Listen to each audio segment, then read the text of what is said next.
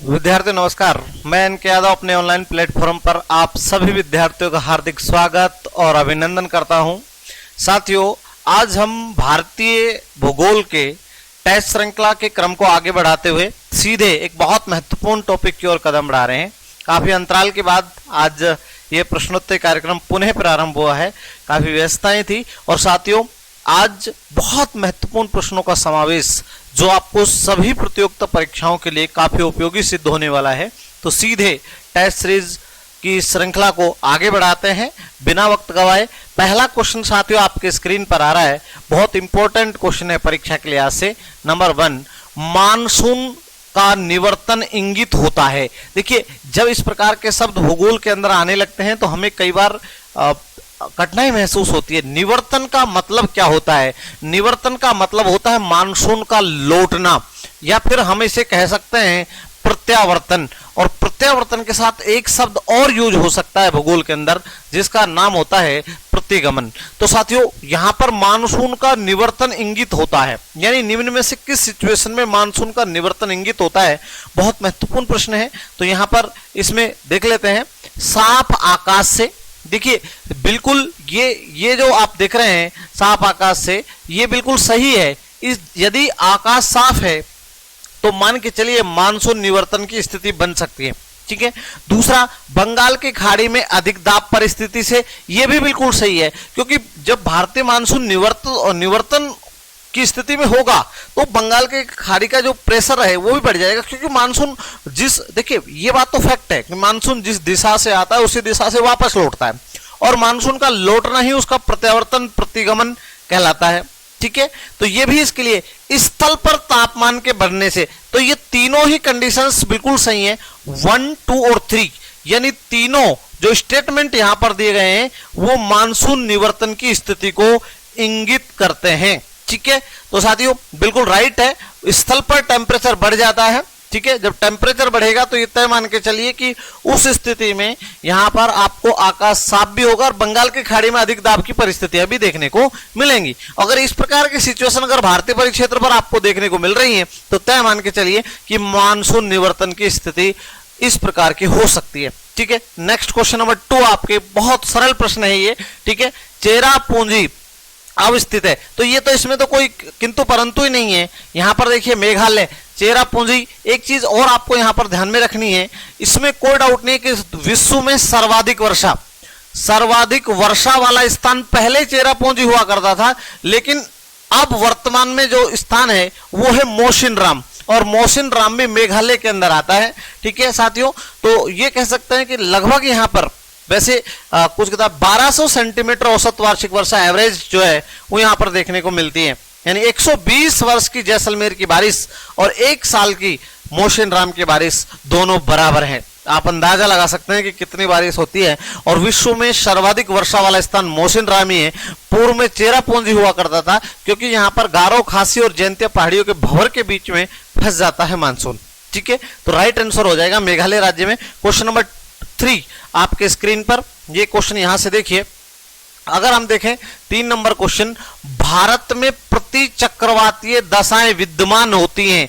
देखिए, प्रति चक्रवात का मतलब एंटी साइक्लोनिक सिचुएशन जो यहां पर विद्यमान होती है वो देख सकते हैं आप। यहां पर एंटी साइक्लोन प्रति चक्रवात की स्थिति का मतलब कोई भी चक्रवात आता है। देखिए, यहां पर देखिए, ये जो मिड क्षेत्र है उसमें हाई प्रेशर होगा और आउटर क्षेत्र में लो प्रेशर होगा, तो इस तरह की स्थितियां क्रिएट होंगी, यानी केंद्र से बाहर की ओर। और जब केंद्र से बाहर की ओर अगर सिचुएशन होती है तो वह प्रति चक्रवाती है, और अगर बाहर से अंदर की ओर स्थितियां क्रिएट होती हैं तो वह ये जो स्थिति आप देख रहे हैं ये चक्रवातीय स्थिति है, और ये वाली स्थिति जो आप देख रहे हैं वो प्रति चक्रवातीय स्थिति है। और भारतीय संदर्भ में प्रति चक्रवातीय स्थिति की अगर हम बात करें साथियों, तो यहां पर दिसंबर से फरवरी के मध्य, यहां पर दिसंबर से मध्य फरवरी तक यहां पर एंटी साइक्लोनिक सिचुएशन प्रकट होती है। ठीक है। तो इसका राइट आंसर हो जाएगा option number 3।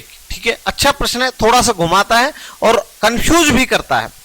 Next question number आपके स्क्रीन पर 4 नंबर क्वेश्चन आ रहा है, मानसून वर्षा की जो विशेषता नहीं है वह आपको बताना है कौन सी विशेषता नहीं है। अगर हम यहां पर देखें तो यहां पर देखिए मौसमी वर्षा, यहां पर देखिए अनिश्चित तथा अनियमित वर्षा, ये तो है क्योंकि अनिश्चित और अनियमित है, ठीक है। यहां पर एक वर्षा का असमान वितरण, ये भी है क्योंकि आप देखिए कहीं पर आप अगर कोची का रेनफॉल देखेंगे तो एवरेज रेनफॉल अधिक मिलेगा और आप जैसलमेर का रेनफॉल देखेंगे तो वो रेनफॉल अलग मिलेगा, यानी दोनों का वितरण में असमानता होगी, अनियमित और अनिश्चितता भी देखने को मिलेगा। यही कारण है आप देखिए कई बार बारिश अधिक होती है, कई बार कम होती है, उसकी कई बार अल्निनो और लानिनो के प्रभाव के कारण भी वो प्रभावित होती है, ठीक है। मौसम वर्षा, वर्षा वाले दिनों में निरंतरता, कंटिन्यूटी, ये नहीं है, ये देखिए ये विशेषता नहीं है, इसका राइट आंसर हो जाएगा, ठीक है। ये इसकी विशेषता नहीं है, ऑप्शन नंबर 4 ये राइट हो जाएगा क्योंकि कंटिन्यूटी नहीं होती है। आपने देखा कई बार तो लगा मानसून 10 दिन तक बारिश नहीं होती है और बीच में डिसकंटिन्यूटी की स्थिति आपको देखने को मिलती है, ठीक है। तो ये इसकी विशेषता यहां पर मानसून वर्षा की नहीं है, ठीक है। नेक्स्ट देखिए यहां पर क्वेश्चन नंबर 5 आपके स्क्रीन पर, किसने मानसून और तिब्बत के पठार पर व्याप्त वायुमंडलीय दबाव की दशाओं में संबंध स्थापित किया है? आपने एक व्यक्ति का नाम सुना होगा पी कोटेश्वरम, और पी कोटेश्वरम ने ही आप देखिए तिब्बत के पठार को भूगोल में हीटर की संज्ञा दी है। इसमें कोई दो राय नहीं है कि तिब्बत का पठार भारतीय मानसून को सीधे तौर पर प्रभावित करता है, और तिब्बत के पठार में व्याप्त वायुमंडल के दबाव के दशाओं के संबंध में किसने स्थापित किया था? तो इसका राइट आंसर पी कोटेश्वरम है साथियों। आरपीएससी भी सेकंड ग्रेड में इस प्रश्न को पूछ चुकी है, ठीक है। यहां पर आरपीएससी सेकंड ग्रेड में इस क्वेश्चन को रख चुकी है कि तिब्बत के पठार को हीटर की संज्ञा किसने दी, या फिर तापमान के आधार पर भारतीय मानसून की व्याख्या किसने की। तो यहां पर आप देखिए बहुत अच्छा, पी कोटेश्वरम इसका राइट आंसर हो जाएगा। नेक्स्ट क्वेश्चन आपकी स्क्रीन पर, क्वेश्चन नंबर 6, यहां पर आप देखिए घटती हुई औसत वार्षिक वृष्टि के संदर्भ में निम्नलिखित में से कौन सा क्रम सही है? आपको घटती हुई वार्षिक वर्षा बताना है। यहां पर थोड़ा सा आप देखिए, अगर हम दृष्टिकोण देखें तो यहां से हरियाणा और उत्तर प्रदेश, ये देखिए पहला ऑप्शन देख लेते हैं, उत्तर प्रदेश, बिहार, हरियाणा और असम, तो ये तो बिल्कुल गलत हो जाता है क्योंकि उत्तर प्रदेश से अधिक अगर हम देखें तो असम का जो मामला है, यहां पर देखिए असम की अगर देखें तो यहां पर ये भी ऐसे ये कह सकता हूं, बिहार को आप देख लीजिए, हरियाणा को देख लीजिए। अगर हम बिहार का वर्षा औसत देखें और उत्तर प्रदेश का देखें तो आपको ये नजर आएगा घटता हुआ नहीं दिखाई दे रहा, आपको यहाँ पर ये बढ़ता हुआ नजर आ रहा है क्योंकि उत्तर प्रदेश से अधिक बिहार, हरियाणा और असम की भी अधिक है। तो ये तो बिल्कुल गलत है क्योंकि असम की औसत वार्षिक वर्षा अधिक है अपेक्षाकृत उत्तर प्रदेश के। अब वो कह रहा है कि यहां पर उसने पूछी है क्या, घटती हुई क्रम पूछा है, असम सबसे ज्यादा, उसके बाद बिहार, फिर उसके बाद उत्तर प्रदेश और फिर हरियाणा। हाँ, ऑप्शन नंबर 2 बिल्कुल सही नजर आता है यहां पर अगर हम हरियाणा की देखें तो हरियाणा की कम है और उत्तर प्रदेश की अधिक है, तो ये भी एक यहां पर ये गलत हो जाएगा ऑप्शन। असम, बिहार यहां की ठीक है, हरियाणा लेकिन उत्तर प्रदेश की अधिक है हरियाणा से, तो ये ऑप्शन भी गलत हो जाएगा। तो घटते हुए क्रम में सबसे ज्यादा देखिए किसकी होगी, असम की। मैं इसको समझा देता हूं, यहां इसकी वर्षा रेनफॉल की मात्रा ज्यादा है, फिर उसके बाद में बिहार में कम हो जाएगी, उसके बाद में यूपी में कम हो जाएगी और हरियाणा में कम हो जाएगी। क्योंकि देखिए सबसे कम अगर हम देखें तो जम्मू कश्मीर, पंजाब और राजस्थान का जो वेस्टर्न क्षेत्र है वहां पर, हालांकि राजस्थान में एवरेज देखेंगे तो वो ज्यादा मिलेगा जम्मू कश्मीर से, कोई डाउट नहीं है, लेकिन अगर हम ऊपर की ओर जैसे जैसे बढ़ते जाएंगे, नॉर्थ वेस्ट इंडिया की तरफ जब जाएंगे तो एवरेज रेनफॉल जो है वो क्या होता चला जाएगा, वो डिक्रीज होता चला जाएगा, राइट। तो इसका ऑप्शन नंबर 2 राइट है। असम में सर्वाधिक, उसके बाद बिहार, उससे कम हरियाणा, उत्तर प्रदेश और हरियाणा। नेक्स्ट क्वेश्चन देखिए, क्वेश्चन नंबर 7 आपके स्क्रीन पर आ रहा है, ऋणात्मक दक्षिणी दोलन सूचकांक निम्नलिखित में से किसे संदर्भित करता है? बहुत अच्छा प्रश्न है ये, ठीक है। और यहां पर आपको ध्यान देना है, अल नीनो के लिए अनुकूलन दशा। देखिए पहले तो आपको समझना होगा कि दक्षिणी दोलन ही क्या है। औसत समुद्री स्तर के दबाव को प्रदर्शित करता है दक्षिणी दोलन, औसत समुद्री स्तर के दबाव को प्रदर्शित करता है कौन? दक्षिणी दोलन सूचकांक। अब वो कह रहा है कि निम्नलिखित में से संदर्भित करता है, यहां आपको बताना है ला। देखिए मैं इसका एक सीधा तरीका आपको भारतीय मानसून के संदर्भ में बता देता हूं। ला, भारत में मानसून, ला भारतीय मानसून की प्रबलता को प्रकट करता है लानिनो, और भारतीय मानसून की दुर्बलता या ऋणात्मक सिचुएशन को प्रकट करता है अल नीनो। जब भी अल नीनो की सिचुएशन होगी तो भारतीय मानसून में ऋणात्मकता आपको देखने को मिलेगी, यानी हम ये कह सकते हैं एवरेज से कम बारिश का एक सूचकांक या एक इंडिकेशन वो यहां पर प्रदर्शित होता है। ये क्लियर होना चाहिए। दूसरी बात, ला भारत में मानसून, ला अल नीनो भारतीय मानसून को कमजोर करता है।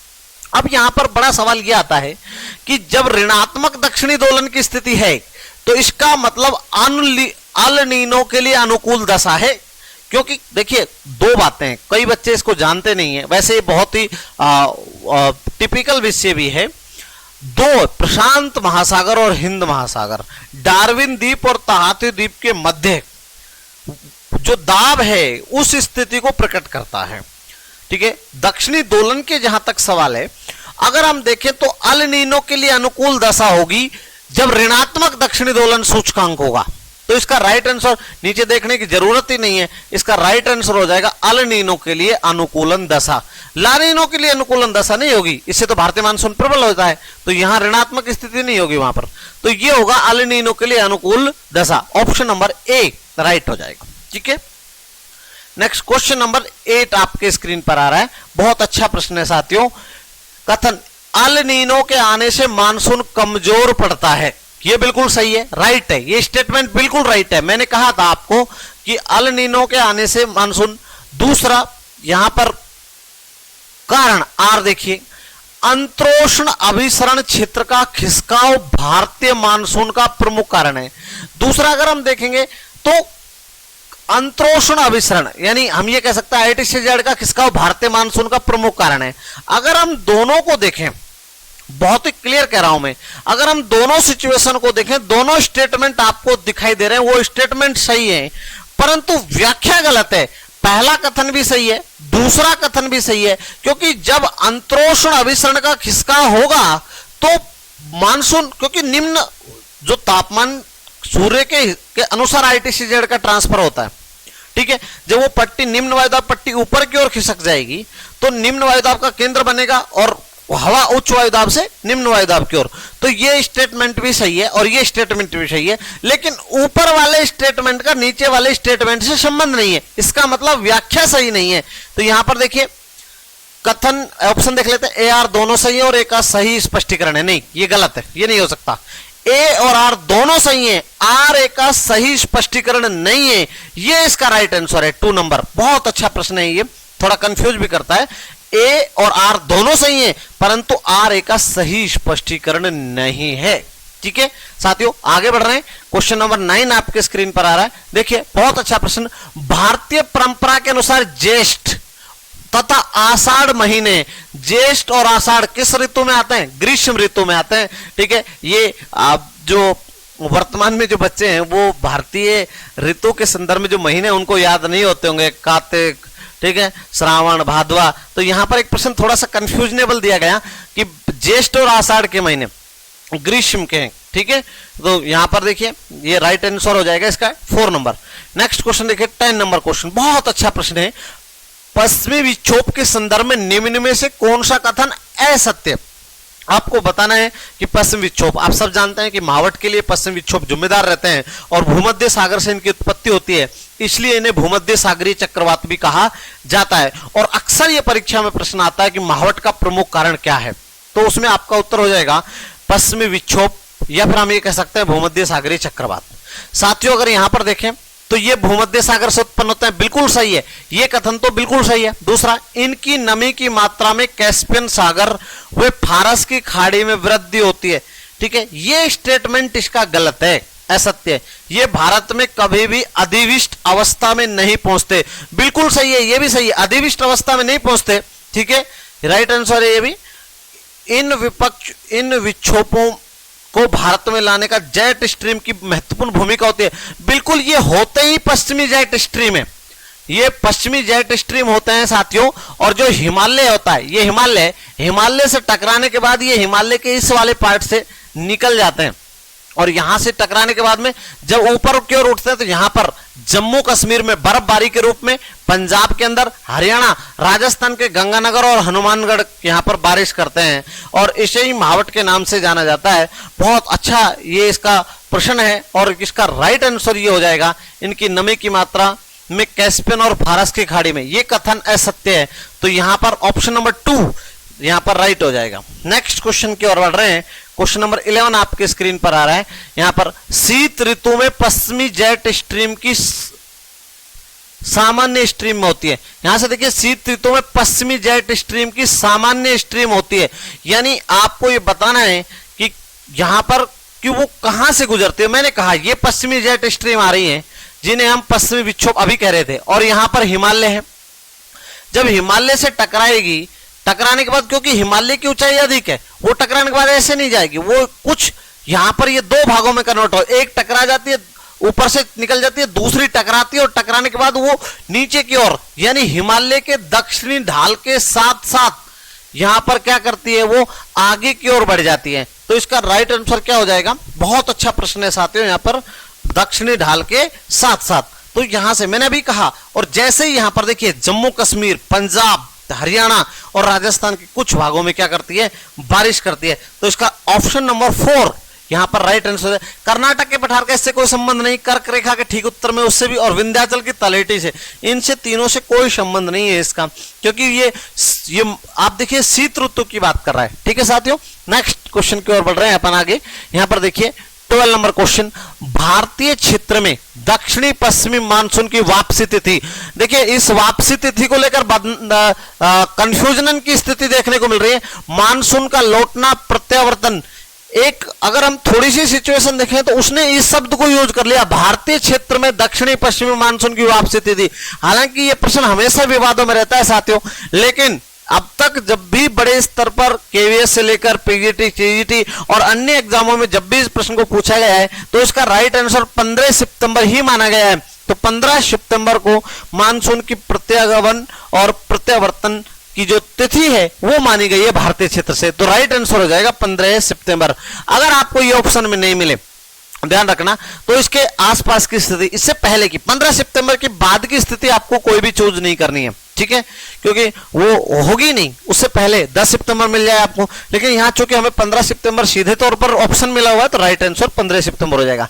नेक्स्ट क्वेश्चन नंबर 13 आपके स्क्रीन पर, भारत में निम्नलिखित में से कौन सा स्थान विश्व में सबसे ठंडे आवासीय स्थानों में द्वितीय श्रेणी पर पड़ता है?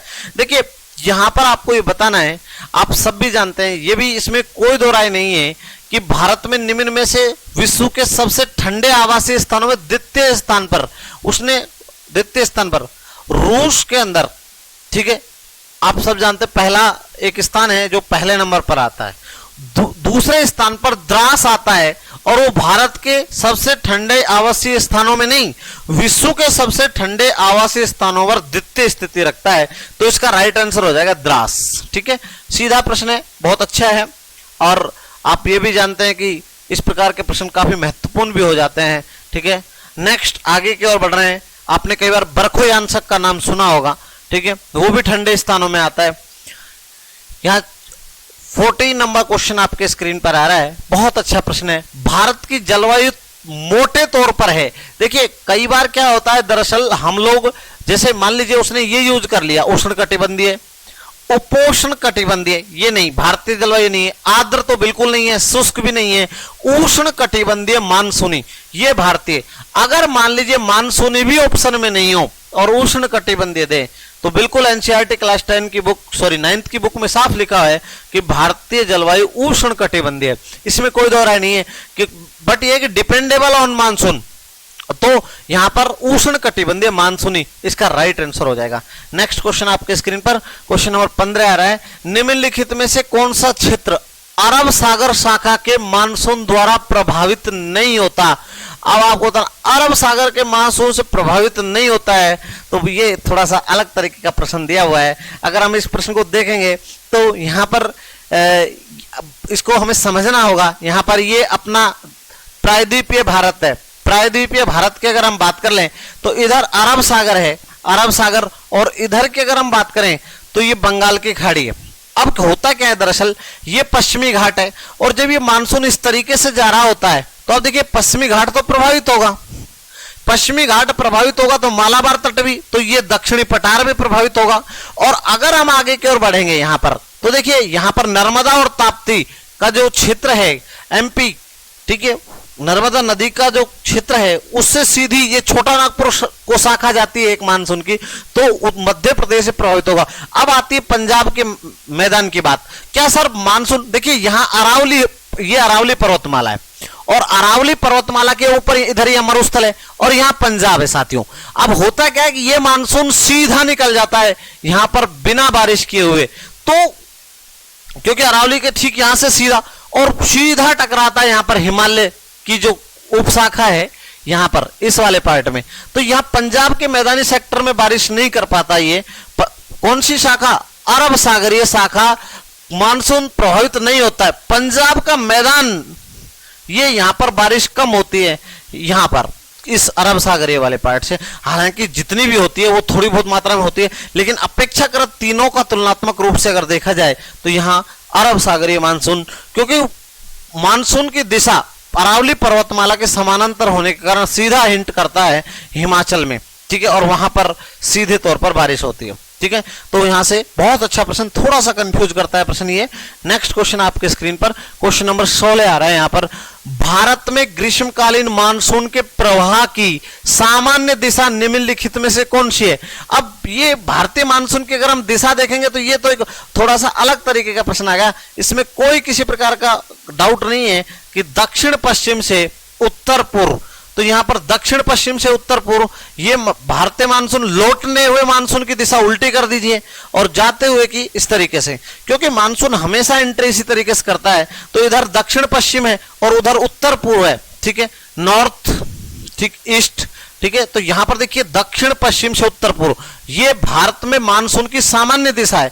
बहुत अच्छा प्रश्न है साथियों, सामान्य, लेकिन अगर मानसून लौटेगा तो इस दिशा को उल्टा कर दीजिए। लेकिन राजस्थान के संदर्भ में अगर दिशा पूछ ले तो देखिए राजस्थान की अगर हम बात करें साथियों, यहां पर अगर ये राजस्थान की सिचुएशन अगर अपन देखें तो इस तरीके की सिचुएशन आपको पता है राजस्थान के संदर्भ में देखने को मिलती है। और यहां पर देखिए राजस्थान में मानसून की दिशा ये होगी, यहां से नॉर्थ ईस्ट, साउथ ईस्ट और ये वेस्ट। अगर हम राजस्थान की मानसून की जब भी परीक्षा में एग्जाम में क्वेश्चन आए तो यहां पर इस तरीके की दिशा होगी, यानी दक्षिण पूर्व से उत्तर पश्चिम ये दिशा होगी, और लौटते हुए मानसून को ऐसा कर दीजिए। लेकिन भारत में ये नियम लागू नहीं होता है, भारत में हमेशा दक्षिण पश्चिम से उत्तर पूर्व की ओर मानसून की दिशा होगी और लौटते हुए मानसून की दिशा उत्तर पूर्व से दक्षिण पश्चिम हो जाएगी। तो इसका राइट आंसर क्या हो जाएगा, इसका राइट आंसर 4 नंबर। बहुत अच्छा प्रश्न है, अक्सर कंफ्यूज करता है और विद्यार्थी इस प्रश्न में कंफ्यूज भी रहते हैं। नेक्स्ट क्वेश्चन नंबर 17 आपके स्क्रीन पर आ रहा है। क्या बात है, कितना अच्छा प्रश्न है, जलवायु से संबंधित क्वेश्चन आया है। कोपेन के जलवायु वर्गीकरण के अनुसार भारत के दक्षिणी पूर्वी तटीय क्षेत्र, पहले आप लोकेशन देखिए, अगर हम भारतीय देखें और दक्षिणी, ये दक्षिण है और ये पूर्व है, अगर हम दोनों का देखें तो ये दक्षिणी पूर्वी क्षेत्र है, इसका मतलब ये भाग कोरोमंडल सेक्टर है। अगर हम कोरोमंडल क्षेत्र में निम्न से किस प्रकार की जलवायु है, बहुत अच्छा प्रश्न। और अगर इस प्रश्न को आप हल करेंगे तो यहां पर देखिए AS, AMW, CW, AW, देखिए पूरे प्रायद्वीपीय पठार की AW है, यहां पर मालाबार तट है, यहां पर AMW है, ये मालाबार तट है। तो ये तो अगर हम बात करें तो दक्षिण पश्चिम हो गया। अगर यहां पर CWG की बात करें तो CWG गंगा के मैदान, तो ये गंगा के मैदान का जलवायु क्षेत्र है CWG। अब यहां पर ऑप्शन ये भी नहीं है, ये भी नहीं है, ये भी नहीं है, तो यहां पर सीधा AS बचता है। तो AS यहां की होगी, यानी उष्ण कटिबंधीय और समर में बारिश नहीं, यानी दक्षिणी पश्चिमी मानसून से कोरोमंडल तट वर्षा प्राप्त नहीं करता। तो इसका राइट आंसर हो जाएगा AS। तो ये इसका राइट आंसर है AS। और AS क्लाइमेट जो सिचुएशन है वो कोरोमंडल तटीय क्षेत्र पर होती है, क्योंकि जहां पीछे स्मॉल s लगा है इसका मतलब समर में वर्षा नहीं, और समर में उष्ण कटिबंधीय यहां पर इस प्रकार की स्थिति देखने को मिलती है। ठीक है।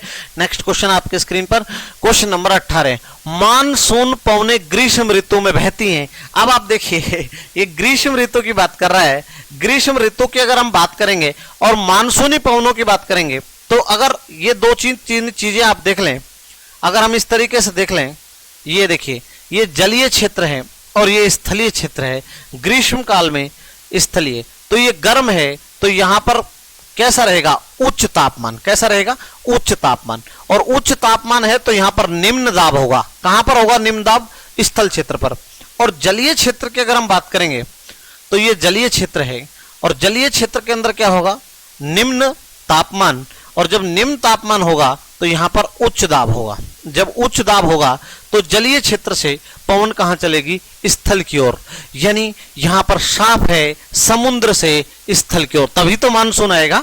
ये बात तो फैक्ट है कि मानसूनी पवनें तो हमेशा जलीय भाग से स्थलीय भाग अर्थात समुद्र से स्थल की ओर चलती हैं। ठीक है, तो ये तो सरल प्रश्न है, अच्छा प्रश्न। नेक्स्ट क्वेश्चन नंबर 19 आपके स्क्रीन पर, शीतकाल में भारत के उत्तर पश्चिमी भाग में वर्षा होने का प्रमुख कारण क्या है। ये थोड़ा सा समझना होगा कि भारत का उत्तर पश्चिम भाग कौन सा है, लद्दाख, जम्मू कश्मीर, पंजाब वाला सेक्टर, यहां से राजस्थान और राजस्थान के बाद कच्छ की खाड़ी। ये यहां पर देखिए जम्मू कश्मीर का जो पार्ट है, सॉरी लद्दाख का पार्ट है, लद्दाख में नहीं, यहां पर जम्मू कश्मीर, पंजाब, पंजाब के बाद में यहां पर हरियाणा और राजस्थान, इस पूरे सेक्टर को यहां पर वेस्टर्न यूपी यानी पश्चिमी यूपी कह सकता हूं मैं। और इस पूरे सेक्टर में बारिश होती है। कब बारिश होती है, शीतकाल में बारिश होती है। और शीतकाल में बारिश होने का, वर्षा होने का प्रमुख कारण क्या होगा, तो वो आप सब जानते हैं। थोड़ी देर पहले ही मैं बात कर रहा था, यहां इसका पश्चिमी विक्षोभ, पश्चिमी विक्षोभ को हम यहां पर कह सकते हैं भूमध्य सागरीय चक्रवात। ये इसका राइट आंसर हो जाएगा। पश्चिमी विक्षोभ ही पूरे उत्तर पश्चिमी भारत में शीतकाल में वर्षा कराने, और इस वर्षा को ही एक नाम से जाना जाता है जिसे आप कहते हैं मावठ। ठीक है, तो ये अच्छा प्रश्न था साथियों। आगे बढ़ रहे हैं, नेक्स्ट क्वेश्चन आपके स्क्रीन पर आ रहा है, क्वेश्चन नंबर 20, भारत के निम्नलिखित में से किस राज्य में न्यूनतम औसत वार्षिक वर्षा होती है।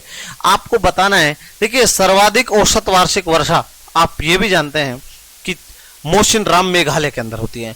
राजस्थान के संदर्भ में बात करें, सर्वाधिक वर्षा वाला जिला झालावाड़ और न्यूनतम वर्षा वाला जिला जैसलमेर। तो जहां वर्षा ज्यादा है तो सर्वाधिक आर्द्रता भी वहीं होगी। देखिए सर्वाधिक वर्षा वाला स्थान माउंट आबू हो सकता है, आर्द्रता माउंट आबू में हो सकती है, लेकिन सर्वाधिक आर्द्रता वाला जिला झालावाड़ और सर्वाधिक औसत वार्षिक वर्षा वाला जिला भी झालावाड़ होगा।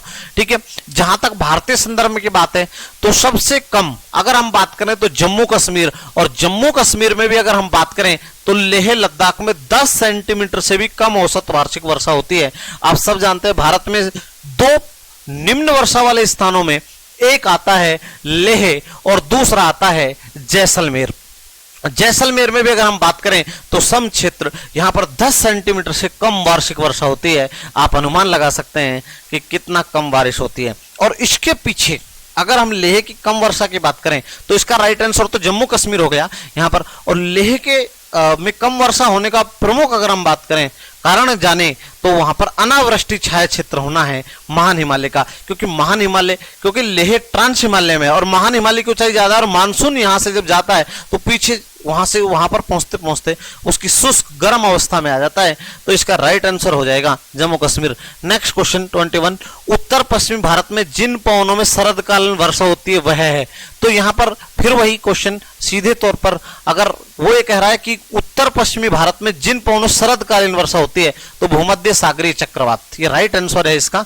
ठीक है, कई बार प्रश्न को डाइवर्ट कर इस प्रश्न को पूछा जाता है और लगभग एग्जाम में इस प्रश्न को रखा ही जाता है, थोड़ा बहुत घुमा कर रखा जाता है। बहुत अच्छा प्रश्न है। नेक्स्ट क्वेश्चन आपके स्क्रीन पर 22, कोपेन के जलवायु प्रकारों के वर्गीकरण के संदर्भ में निम्नलिखित युग्मों पर विचार कीजिए।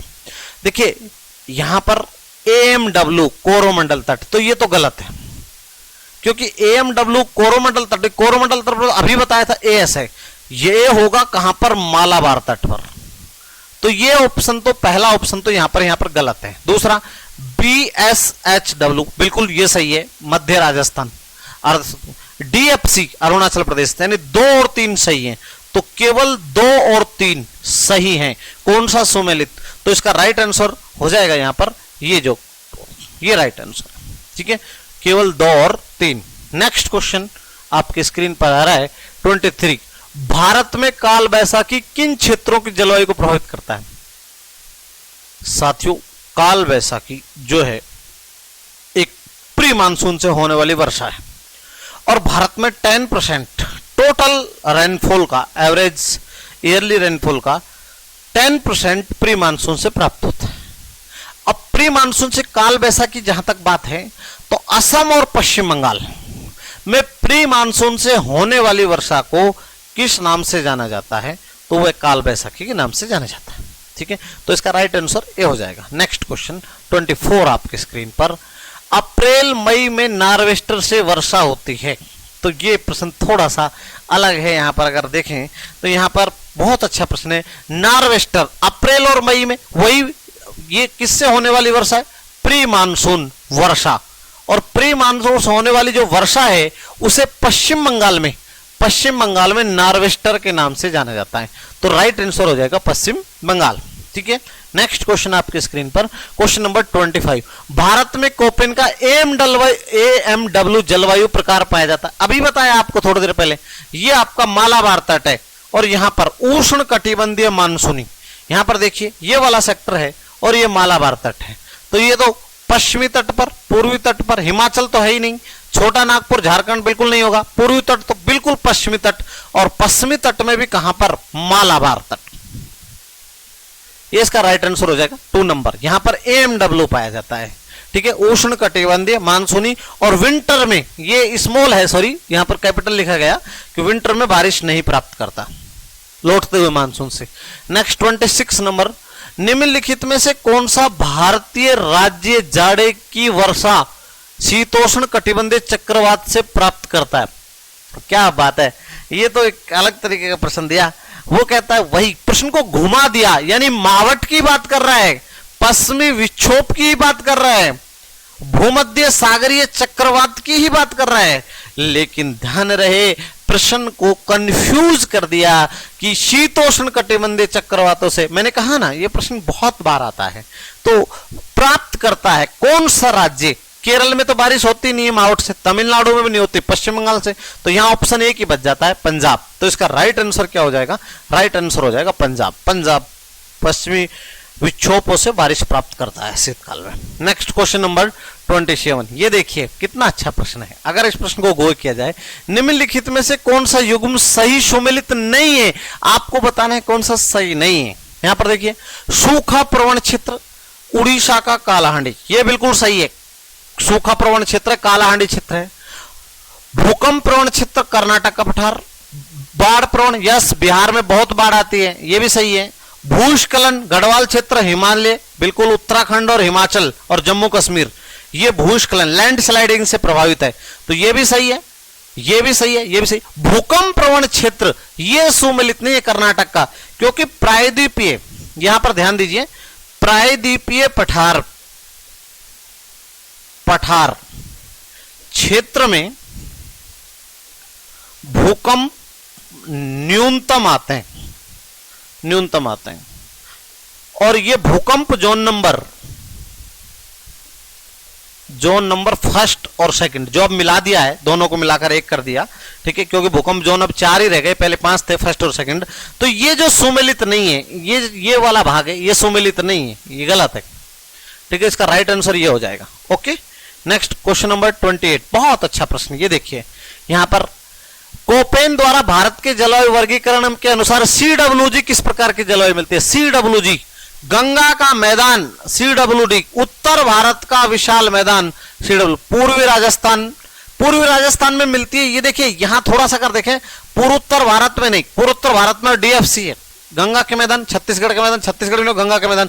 वैसे इसका राइट एग्जैक्ट आंसर की अगर हम बात करें तो इसका राइट आंसर गंगा का मैदान हो जाएगा, लेकिन ये ऑप्शन भी कुछ हद तक सही माना जा सकता है। यानी हम, क्योंकि पूर्वी राजस्थान की भी अगर हम बात करें तो वहां भी CWG देखने को मिलती है, तो ये ऑप्शन 1 और 3 यानी दोनों सही है। लेकिन अगर फिर भी दोनों में से देखा जाए, 1 और 3 में से, तो 3 बड़ी प्रमुखता के साथ राइट हो जाएगा CWG। चलिए नेक्स्ट क्वेश्चन आपके स्क्रीन पर आ रहा है साथियों, क्वेश्चन नंबर 29। भारत में प्रवेश करने वाले पश्चिमी विक्षोभ उत्पन्न होते हैं। मैंने अभी थोड़ी देर पहले कहा ये तो भूमध्य सागर, प्रश्न सही है, सरल प्रश्न है।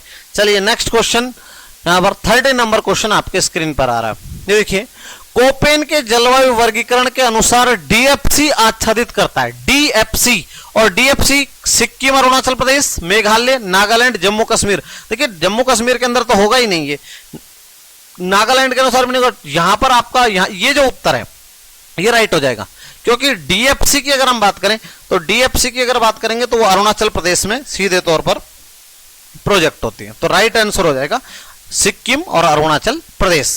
तो साथियों ये आज का कक्षा कार्यक्रम था। अगर आपको हमारा एक कक्षा कार्यक्रम पसंद आया हो तो हमारे चैनल को सब्सक्राइब करें, शेयर करें, लाइक करें। अब मैं आप सब लोगों से लेता हूं विदा। जय हिंद, जय भारत, धन्यवाद।